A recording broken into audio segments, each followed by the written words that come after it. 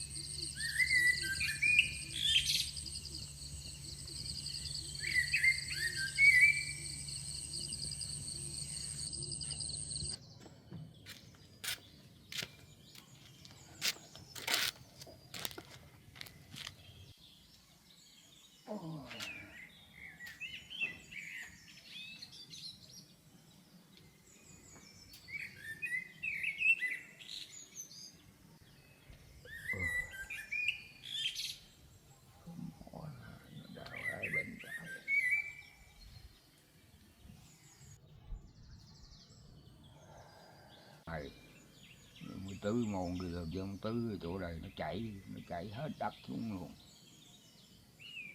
Đắm. Làm như này là trồng mấy bụi nữa giờ nó kín cái hàng này luôn. Uống nước cái đã, rồi đem mấy cái này cho nó trồng thêm mà môn nữa, mấy bụi môn nữa đóng vào chỗ này mà không trồng môn xuống mà không đóng mà nó chảy tứ nó chảy hết. Đất truyền hết vậy đó. Uống nước rồi đã.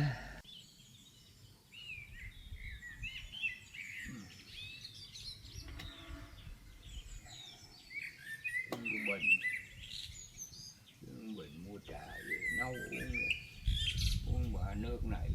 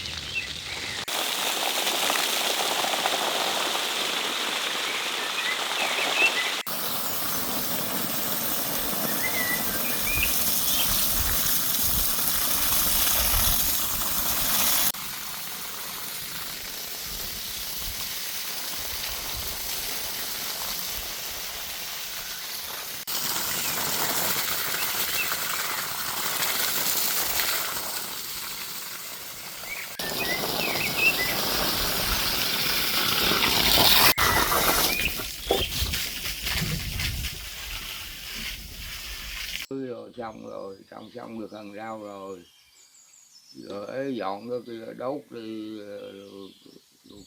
cuốc lần đất lên trồng rau trồng rồi chứ, dọn hết cái đó đốt cho nó sạch sẽ. Đi mua cái cào về tra vô rồi mới cào rồi nó mới sạch được. Đi cái đã cái đó.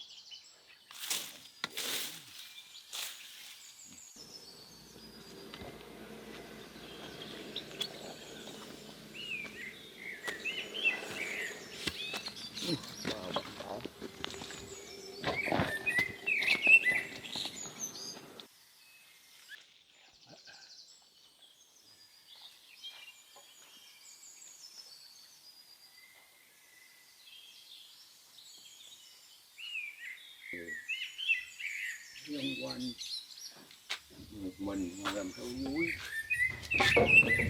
thanh tịnh vậy là mừng. Mệt.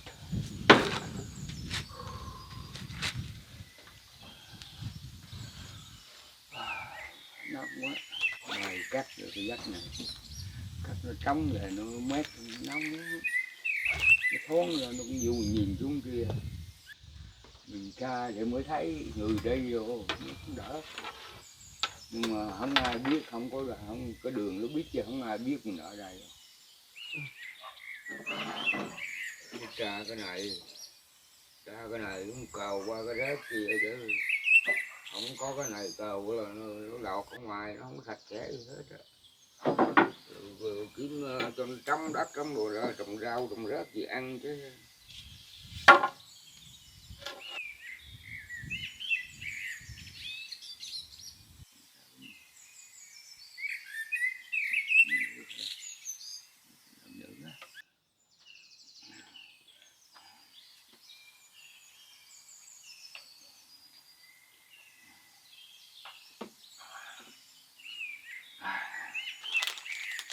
Rồi làm tiếp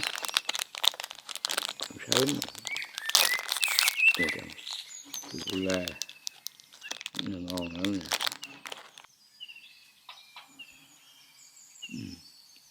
Mà ăn màu ớn lắm,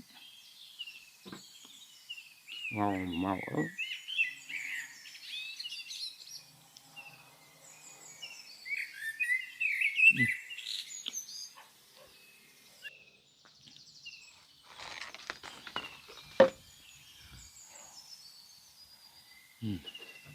Trồng lần cái rau này cái đó, trồng hết cái này mà nó lên đàng hoàng cắt cả gùi thì bán được. còn ăn từ từ làm lần lần chứ làm một lần không kịp. Khỏe hồi nào làm hồi đó, mà mình nghĩ đừng động đại gì tới mình hết là khỏe. Cảnh này là thích nhất rồi. Ước mơ cũng thành sự thật rồi đó. Người ta thấy ta về, ta thấy ta về, ta nhìn thấy mình làm vậy chắc còn không nổi nào họ đuổi mình đâu, họ cầu mình ở. Chắc vậy đó. Mình làm sạch sẽ quá mà. Đồ lót, cái đồ lót.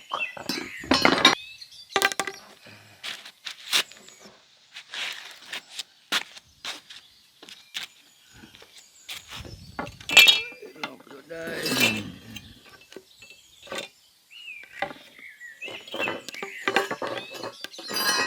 Có bên này.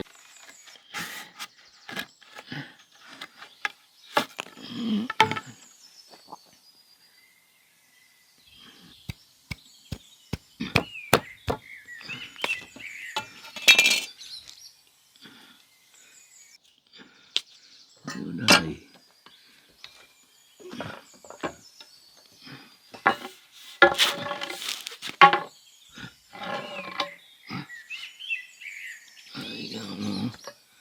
Cho nó chắc.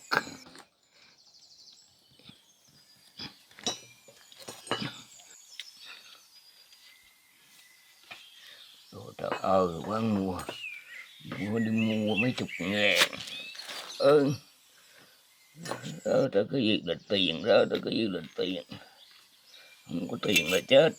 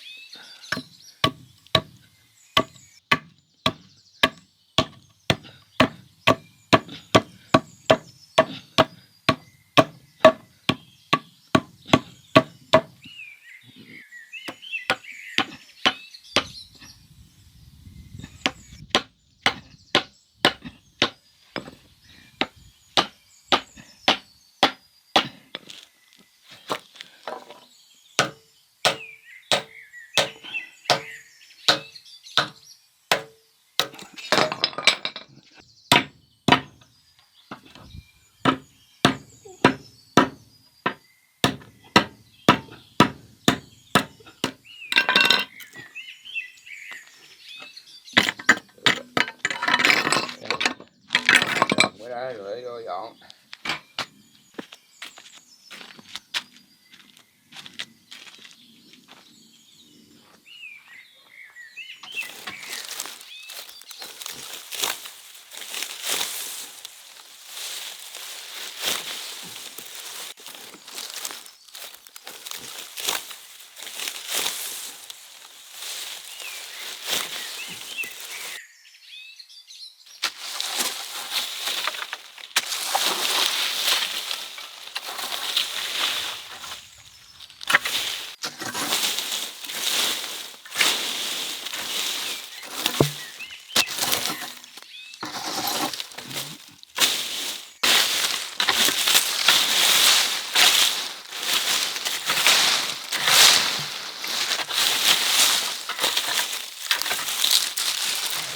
Lính này.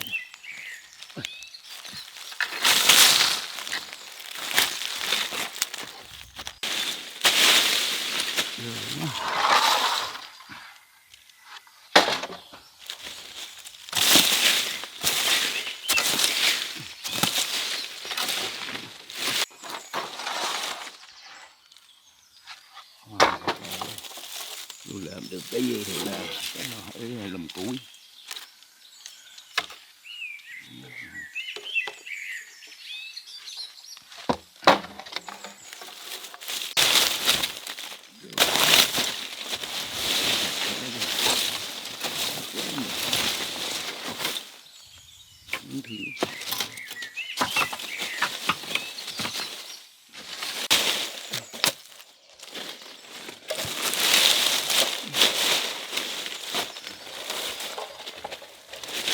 Đấy.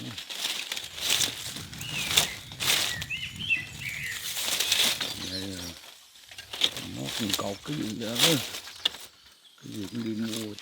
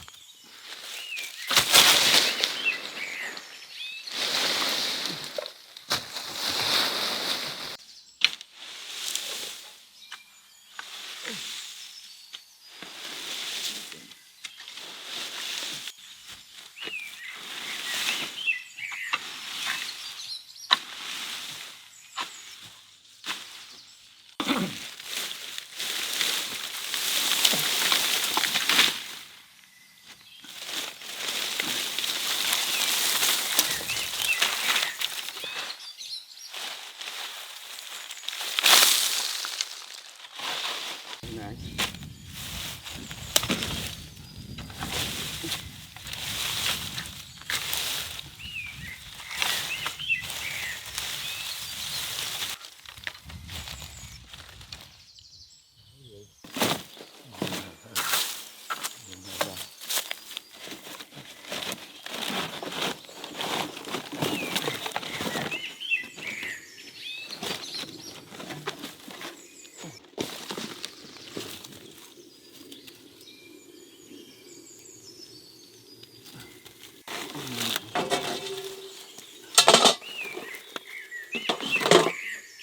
Gì đây?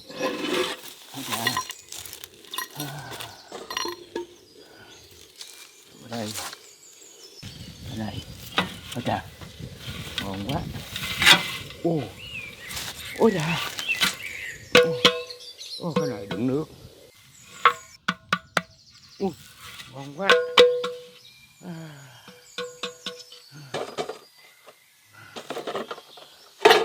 Ôi trời, rửa này đựng nước được đó. Đỡ khó mua. Còn cái vụ này nữa.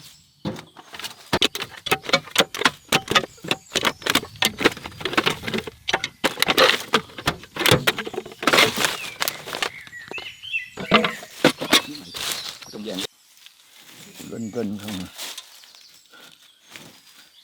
Gì đây? Ôi trời, ôi trời.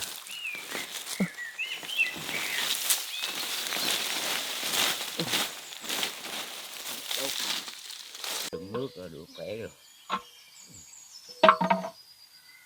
Ô, mừng quá. Đỡ trong thì bu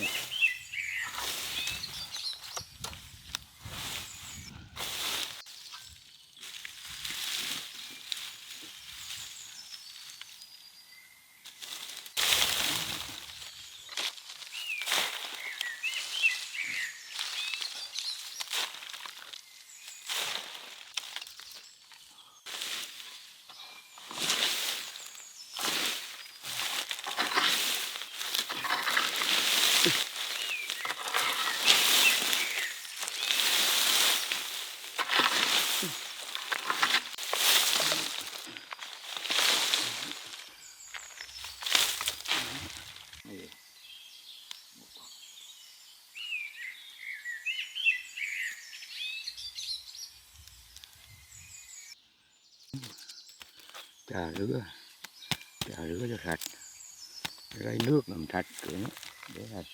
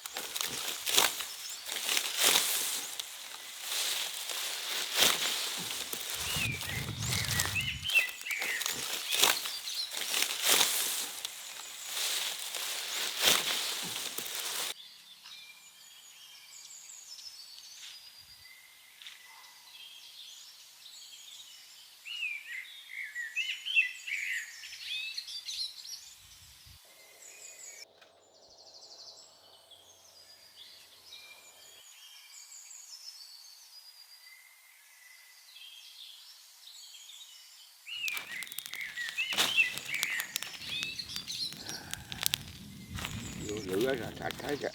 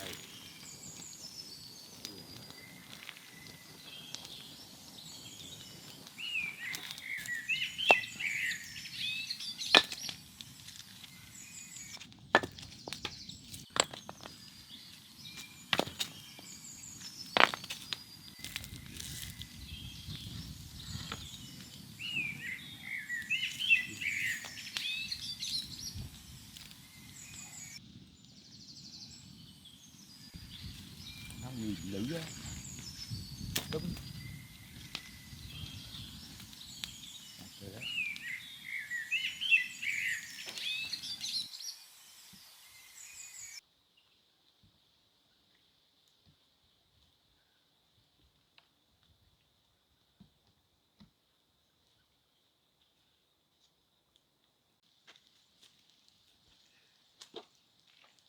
được mấy cái này, đựng lên tinh cũng được chứ, đựng vô nó gọn gàng.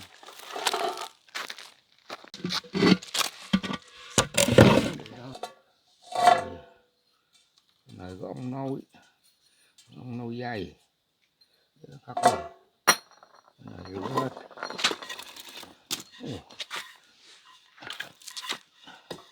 Rồi cái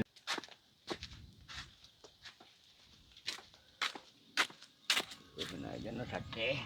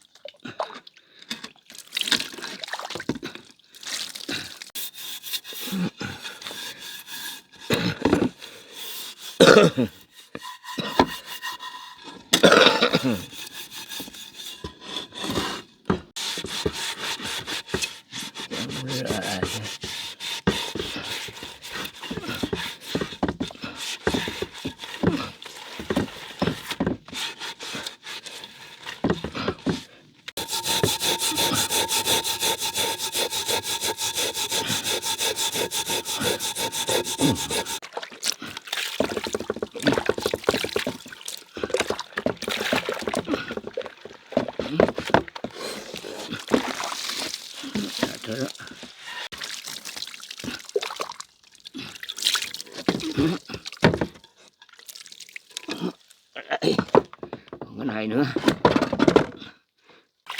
rửa ra thoải mái rồi. Thôi đi nhờ cậy cực chân đã, đi nhờ phiền phức quá.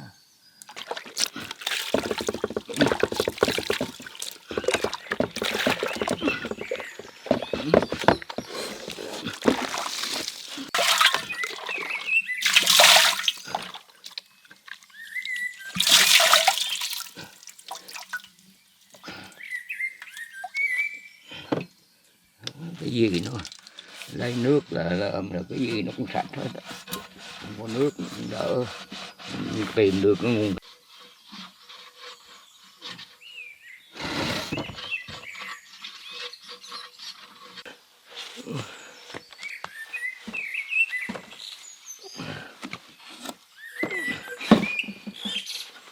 Có cái lớn lớn chút nữa ngon ạ, mình thì đỡ, có khi cũng gặp cái lớn nữa. Ô sạch rồi đó.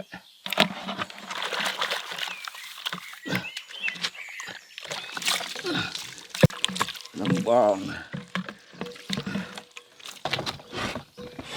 chùi để vậy nó lung ly, chùi ra nó tỏ ràng thua gì kênh kênh.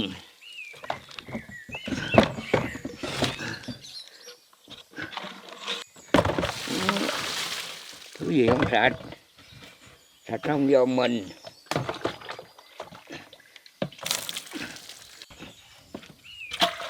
Mình dơ rồi mới nó cũng dơ, rửa không trà nó cũng dơ.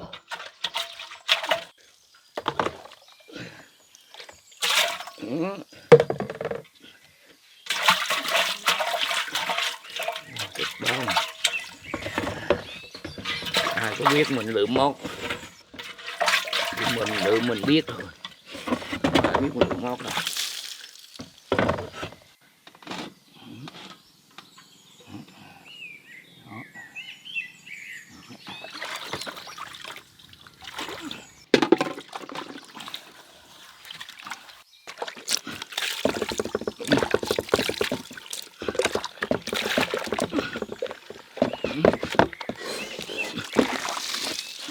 Thế đó.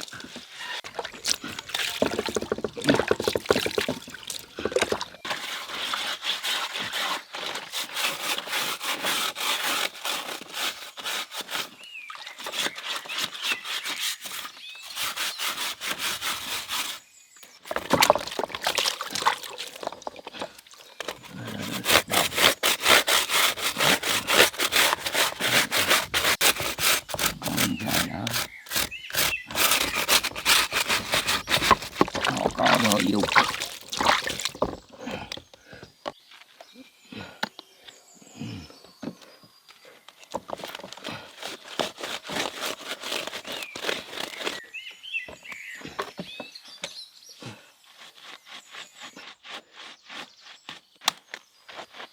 khéo khéo rửa trọn nó sạch sẽ.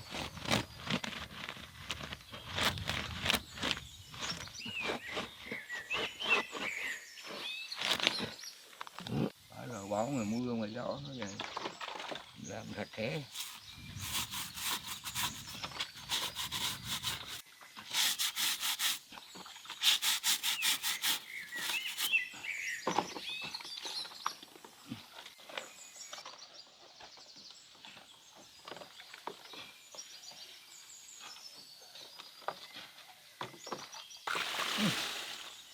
Chạy nước vô rửa tiếp.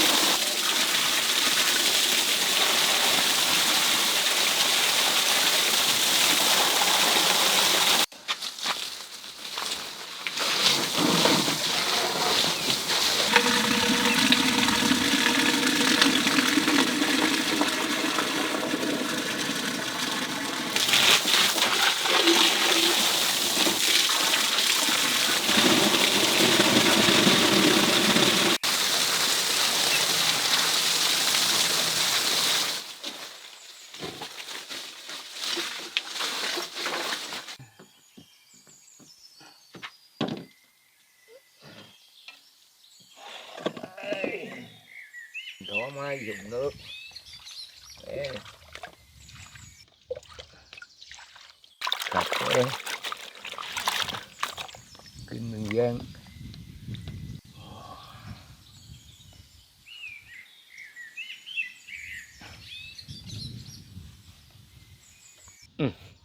Nó mát.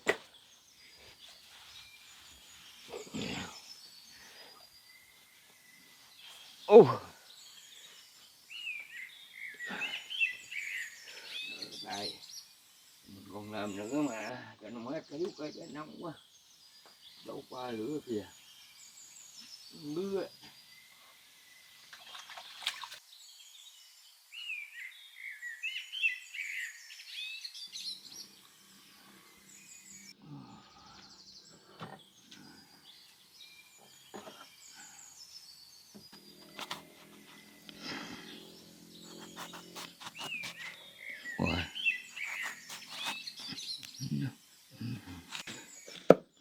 Ừ.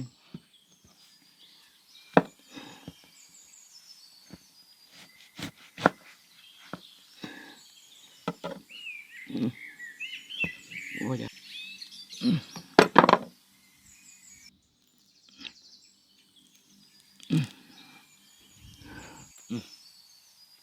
Ờ.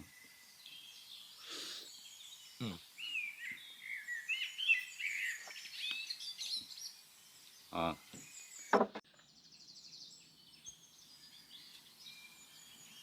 Không hết, anh thấy là không dám mua, một lần mà ăn hết để mình mua mình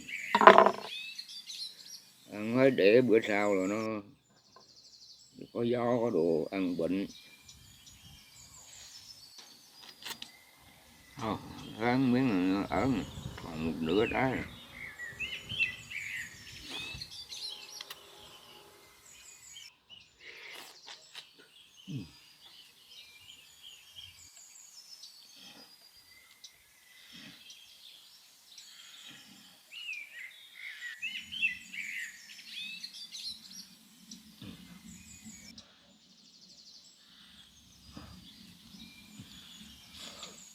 Ấn.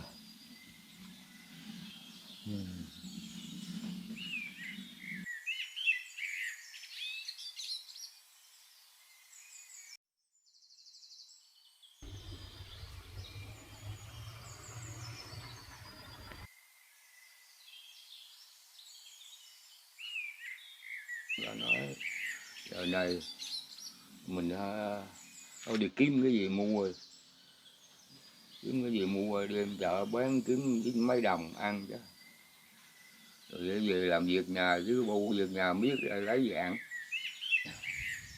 cái gì mua để bán kiếm mấy đồng rồi phải làm chứ. việc nhà mà rảnh đâu nữa là ngồi đó chứ.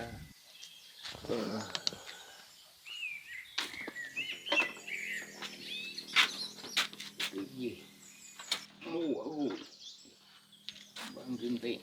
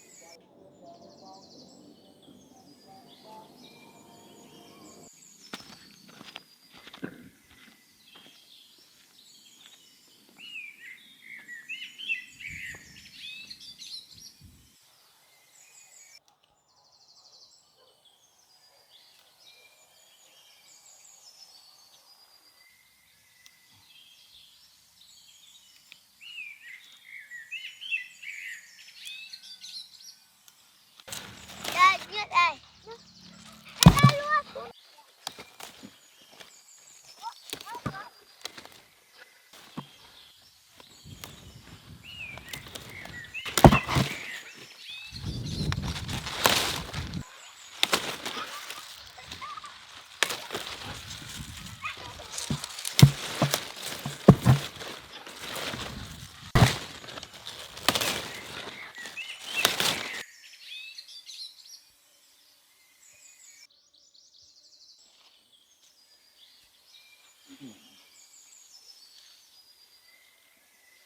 Đã quá.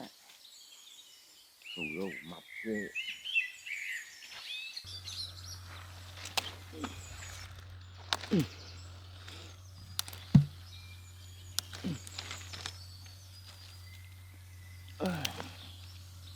Chết quá.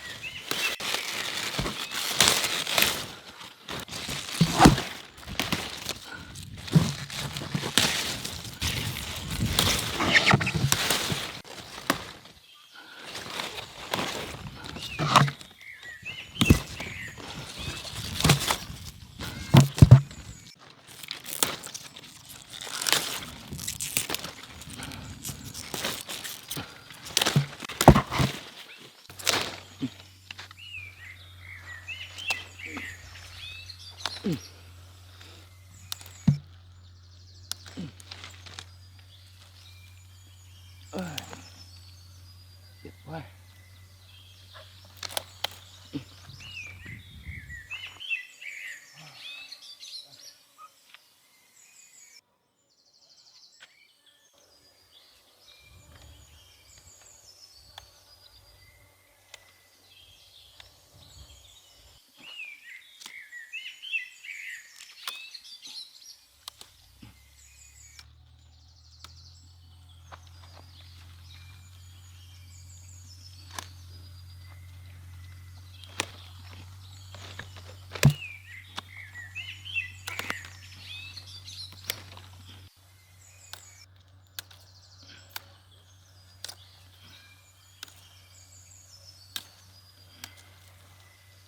Ôi trời, đã.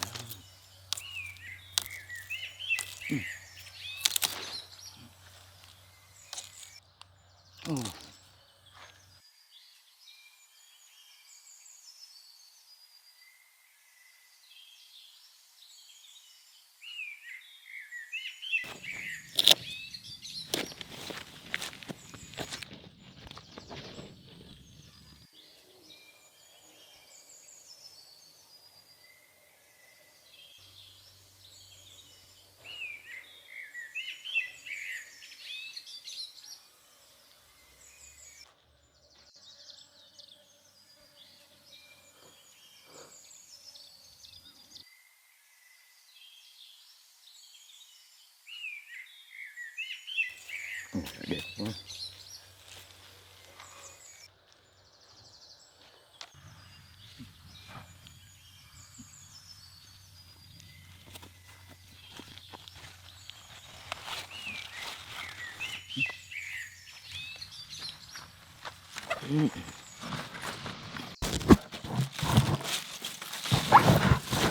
Ui, đẹp quá, ngon quá.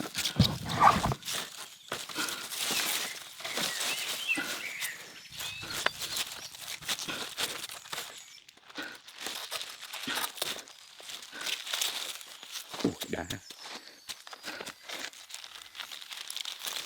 Mẹ mày rắc ra trâu rồi đấy, bữa cơm cũng còn ngon nữa.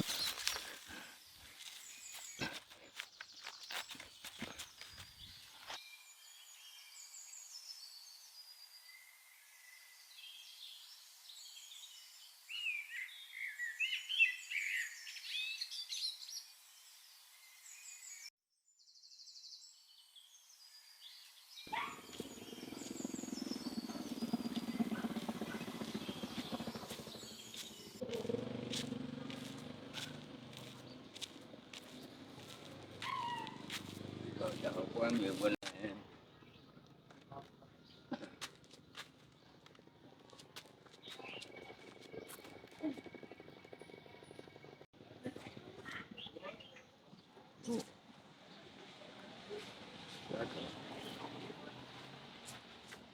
Chi liệu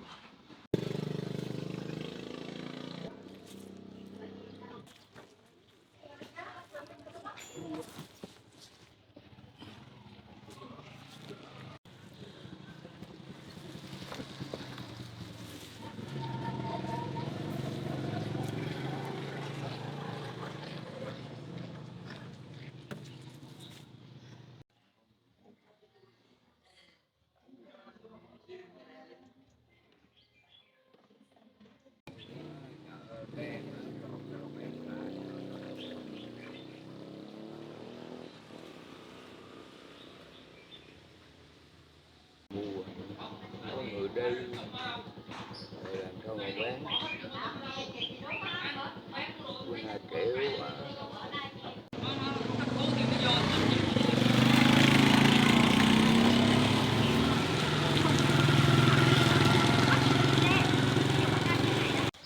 Quá rồi, chết. Biết làm sao là trời. Cái này mai nữa nó khô hết. Bữa nay rau ngon quá. Lâu lâu mua được bữa rau thiệt ngon.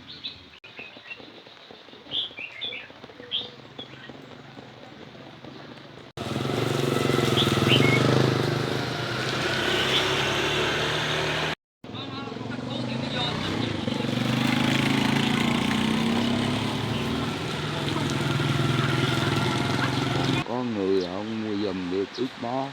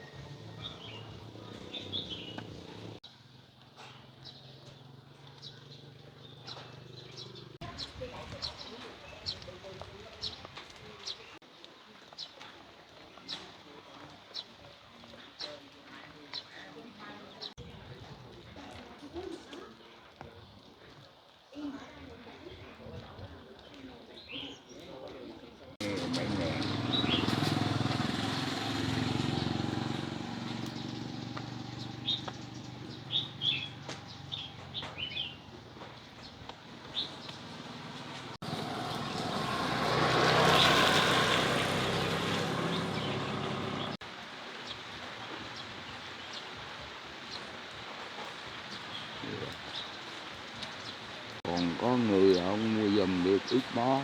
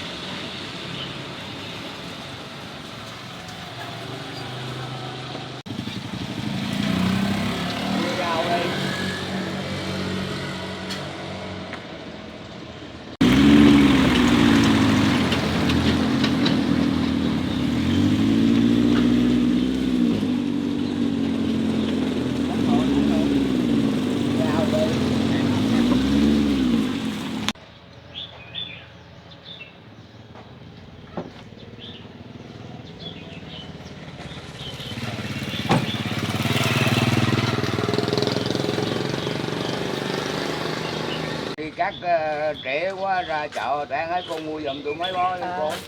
Rồi bén cho con bó đi. Đi trễ quá rồi không ai mua đi hả? cắt xa quá đi trễ ra đây giờ bán không được. Dạ. Cảm ơn cô nghe. Dạ. Con cảm ơn. Em về ăn. Ăn không? Nhẹ con què mà ăn rồi tao nói gì? Ăn được có 2 bó rau à.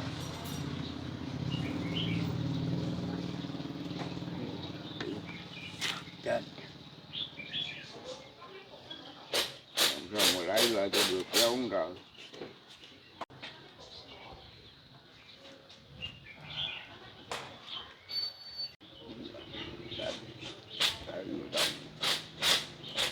Nhiều giống mấy đồng bỏ ra đi mua giờ bắt phải mua.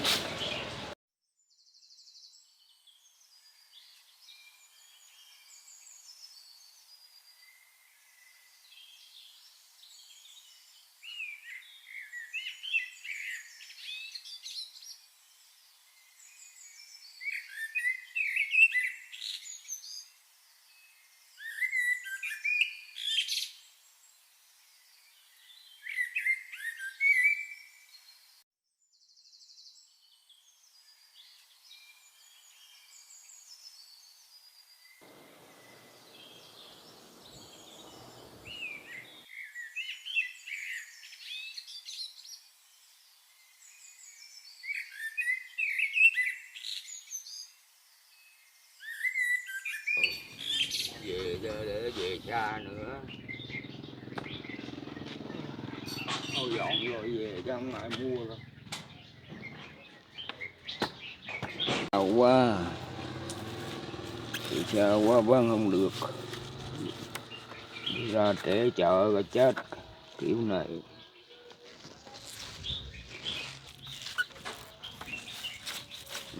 Ra sớm sớm thì rau này không.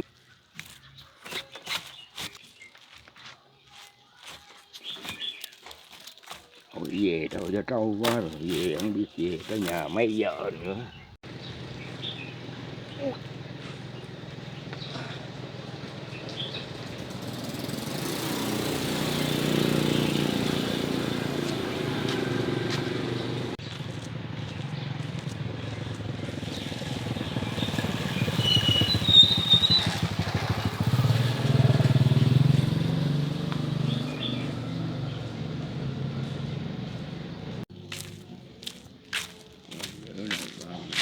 Nói là